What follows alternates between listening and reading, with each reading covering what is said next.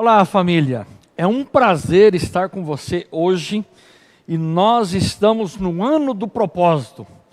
O versículo de Paulo aos Filipenses, no capítulo 2, no versículo 3, diz o seguinte: porque Deus é quem efetua em vós tanto querer como realizar, segundo a sua boa vontade. Nós temos que entender que nesse texto o apóstolo Paulo está falando claramente que o Senhor nosso Deus tem um propósito para a minha vida, para a sua vida. Uma das coisas mais terríveis que pode acontecer na vida de uma pessoa é que, se ela chegar no fim da vida dela e ela descobrir que ela teve sucesso naquilo que Deus não a chamou para fazer. O apóstolo Paulo, quando ele escreve esse texto, nós temos que lembrar que ele estava em prisão, mas mesmo assim, ele continuava cumprindo o propósito que Deus tinha para a vida dele. Mas o que é isso então? Nós vemos que uma das declarações mais extraordinárias do propósito é quando o Senhor Jesus estava diante de Pilatos. Ele estava ali para ser julgado por Pilatos. E o Senhor Jesus diz assim: eu para isso nasci, para isso vim ao mundo, a fim de dar testemunho da verdade. Mas você sabe em que contexto que o Senhor Jesus disse isso para Pilatos? Quando Pilatos, julgando ele, perguntou para ele: tu és rei? Imagine só, você é rei? Ele pergunta isso para Jesus. E Jesus diz assim: eu nasci para isso. É uma das coisas mais extraordinárias que nós vemos de uma das declarações do Senhor Jesus. O Senhor Jesus, ele tinha com muita clareza no seu coração aquilo que Paulo escreve aos Romanos, no capítulo 8, versículo 28, quando ele diz assim, que todas as coisas, nós devemos saber que todas as coisas cooperam para o bem daqueles que amam a Deus, daqueles que são chamados segundo o seu propósito. Então, se nós estivermos dentro do propósito de Deus, todas as coisas, elas vão cooperar juntamente para o nosso bem, para que o propósito de Deus seja cumprido na nossa vida. O Senhor Jesus, ele tinha muito claro o propósito do porquê ele tinha nascido e porque ele tinha vindo ao mundo. Nós vemos que o apóstolo Paulo, ele teve uma mudança radical na sua mente. Por quê? Porque ele tinha um querer muito grande de divulgar a palavra de Deus que ele conhecia até então, que era o Antigo Testamento. E para isso, ele se esforçou, de tudo aquilo que ele podia fazer para poder perseguir a igreja que ele achava que era contra o propósito de Deus. Mas nós vemos que lá no fim da vida dele, o apóstolo Paulo, ele escreve um dos textos que deve servir de norte para mim e para você. Nós temos que entender isso. Ele diz o seguinte: quanto a mim, isso lá no final da vida dele. No final da vida do apóstolo Paulo, ele diz assim: quanto a mim, estou sendo oferecido por libação ou por sacrifício, e o tempo da minha partida é chegado. Porque eu combati o bom combate, completei a carreira, guardei a fé. Ou seja, eu cumpri o propósito de Deus para a minha vida. Está chegando no fim, mas eu cumpri aquilo para qual Deus me chamou. Nesse texto que ele diz que Deus é quem efetua, nós temos que entender isso. Que o Senhor nosso Deus é que Ele trabalha. Paulo mudou a sua mente. Ele estava se esforçando e batalhando e gastando toda a sua vida naquilo que não era o propósito de Deus. Deus não quer tirar o propósito da sua vida. Tudo aquilo que você tem como competência, como gosto, como virtudes, como experiência de vida, como dons, talentos, Ele não quer, mas Ele quer realinhar, Ele quer recalibrar, Ele quer dar uma nova direção. Esther, ela estava no trono. Imagine Esther, ela estava no trono e tudo aquilo que tinha lá no reino era para ela era a rainha. Mas naquele momento em que o seu povo estava correndo o risco de ser exterminado, Mordecai, o seu primo, ele diz uma coisa extraordinária. Ele diz assim: Porque se você calar agora, de outra parte se levantará para os judeus socorro e livramento. Mas tu e a casa do teu pai perecereis. E quem sabe se não é para uma conjuntura, para um momento, para uma situação como esta, é que você foi levantada para ser rainha. Ou seja, estava num local em que Deus queria que ela estivesse, ela estava numa posição que Deus tinha preparado para ela estar, para que naquele momento ela cumprisse um propósito de Deus. Deus não queria tirar ela do trono, Deus não queria destituí-la como rainha, mas ela tinha que entender que ela não estava numa colônia de férias, ela não estava no resort, estava ali para cumprir o propósito de Deus. E com Esther nós vemos que Deus a despertou para o seu propósito e a encheu de coragem. Nós vemos, por último, Maria, ela, naquele momento em que ela recebe a visitação do anjo, e que declara que ela seria mãe do Salvador, ela diz o seguinte: aqui está a serva do Senhor, que se cumpra em mim conforme a tua palavra. E o anjo do Senhor se ausentou dela. Naquele momento, Maria, ela se superou, quando ela colocou à disposição do seu coração, para cumprir o propósito de toda a sua vida. Paulo, ele mudou a sua mente, e ele mudou a direção para cumprir o propósito de Deus. Esther, ela foi despertada para o propósito de Deus para a vida dela, e ela se encheu de coragem por isso. Maria, ela se superou quando ela colocou o seu coração para cumprir o propósito de Deus. Todos eles aqui tinham limitações, como eu e você. Você tem que entender que nós temos limitações, nós temos bloqueios, barreiras, nós temos incapacidade de trabalhar em muitas áreas da nossa vida.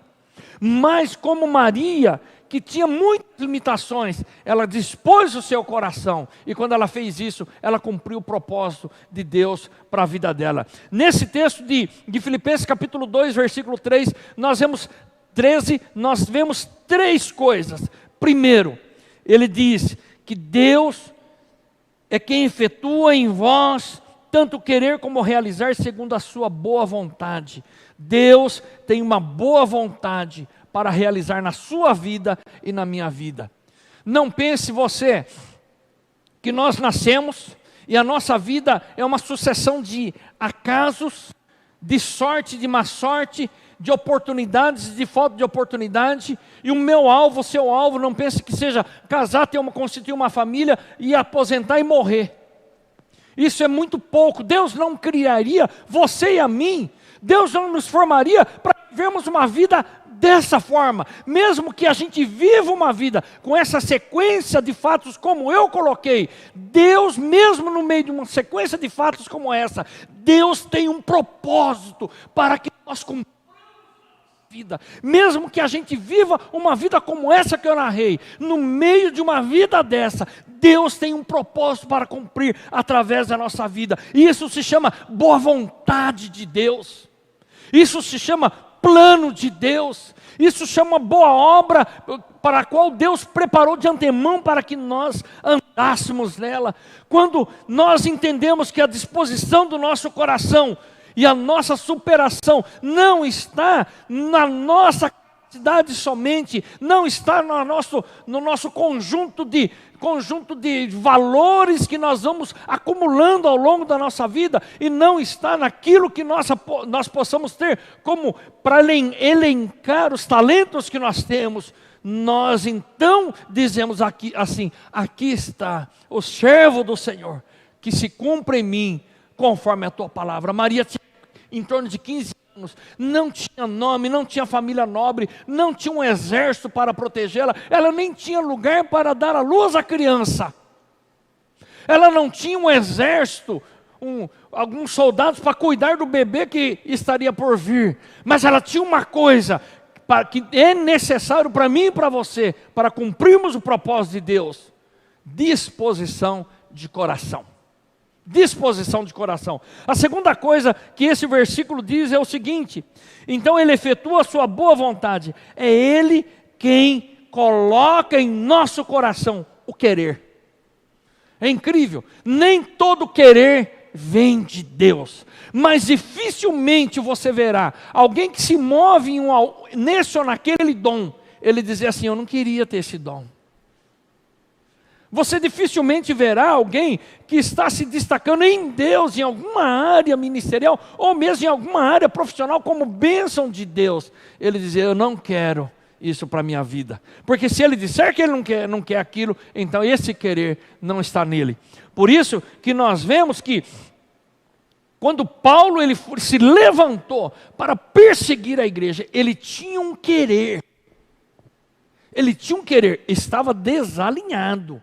Estava fora daquilo que Deus queria, mas Deus não tirou a sua garra, Deus não tirou a sua capacidade de articular estudos de acordo com a palavra de Deus e de ensinar. Deus não tirou a sua capacidade de conhecer o Antigo Testamento e com isso transportar para o cumprimento dele em Jesus. Ou seja, Deus não tirou nenhum dos seus talentos, muito pelo contrário. Deus realinhou, redirecionou para que esse querer que ele já tinha estivesse a serviço do Senhor. Olha, abra o seu coração a Deus. Faça como Maria, aqui está o servo do Senhor. Você vai ver que muitos dos quereres que você quer estão de acordo com aquilo que Deus quer que aconteça na sua vida. Esse querer, provavelmente, com grande probabilidade, é um indicativo do propósito que Deus tem para a sua vida.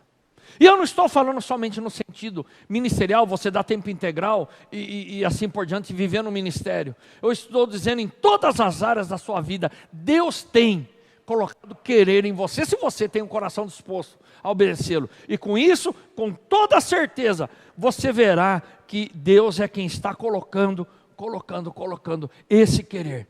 Você vê que interessante quando Paulo, ele diz assim, no final do versículo 2, do capítulo 12 de Romanos, para que experimenteis qual seja a boa, agradável e perfeita vontade de Deus.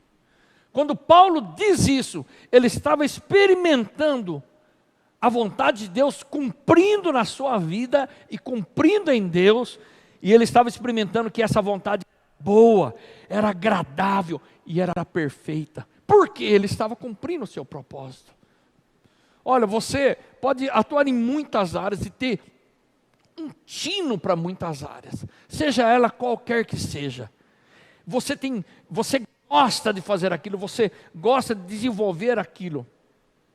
Paulo também gostava, e você coloque nas mãos de Deus, ele vai potencializar isso. Ele vai levar você a abençoar muitas pessoas através disso que você tem, que ele colocou na sua vida. E Deus vai ser muito glorificado nessa área da sua vida. Você pode ter certeza disso. A terceira coisa que diz esse versículo, o apóstolo Paulo diz então que ele coloca em nós o querer para fazer a sua boa vontade.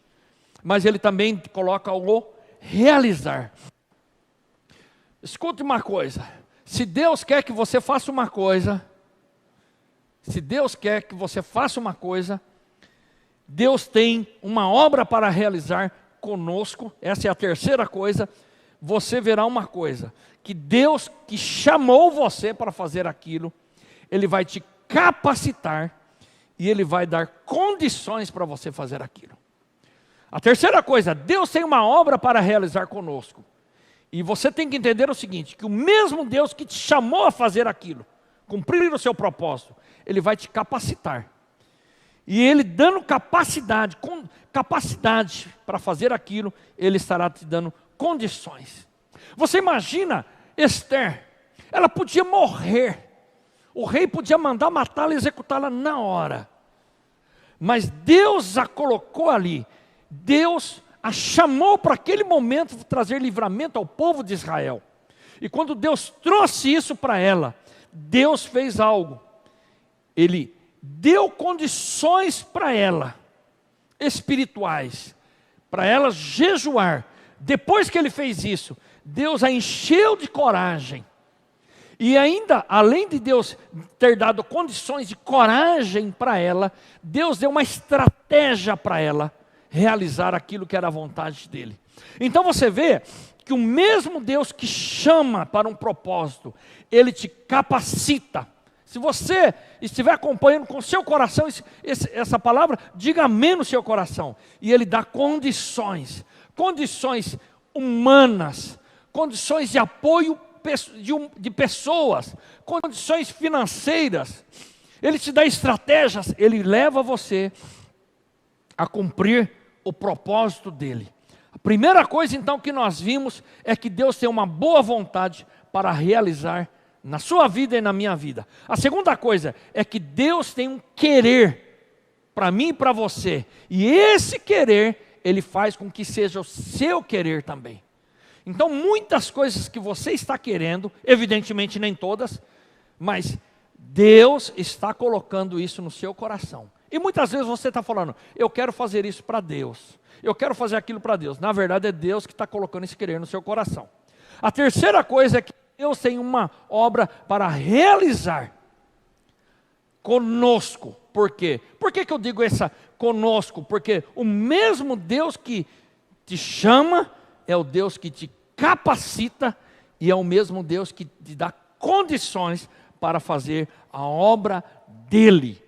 Por isso, lá no fim da nossa vida, eu quero dizer juntamente com você, juntamente com o apóstolo Paulo, combati o bom combate, completei a carreira e guardei a fé.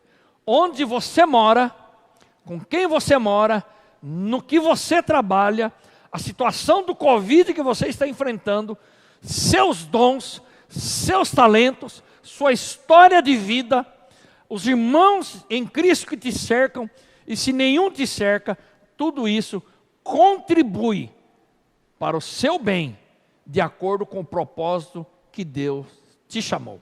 Em nome de Jesus, eu quero orar com você e por você, para que nesse ano nós aprendamos muito mais do propósito dEle. Em nome de Jesus, eu vou orar com você e por você. Senhor nosso Deus, em nome de Jesus, que nós entendamos claramente que o Senhor tem colocado em nossa vida a sua boa vontade. Então que essa boa vontade se transforme num querer no nosso coração. E esse querer no nosso coração se transforme numa capacidade de realizar.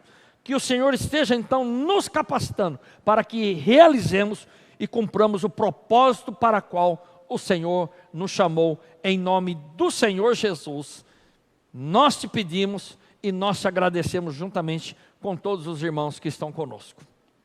Amém.